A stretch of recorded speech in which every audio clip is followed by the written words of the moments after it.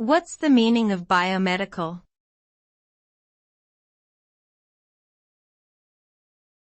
Biomedical.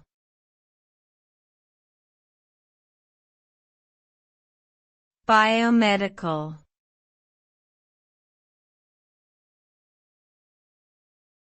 Biomedical.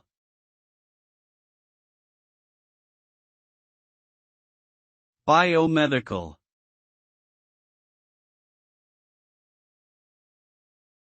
The term biomedical refers to the application of biological and medical principles to the development of new treatments, drugs, and technologies for the diagnosis, prevention, and treatment of various diseases and injuries. Biomedical research spans a wide range of disciplines, including genetics, physiology, pharmacology, biochemistry, and biotechnology. Biomedical innovations have led to numerous breakthroughs in healthcare, such as vaccines, antibiotics, imaging technologies, prosthetics, and gene therapies, among others.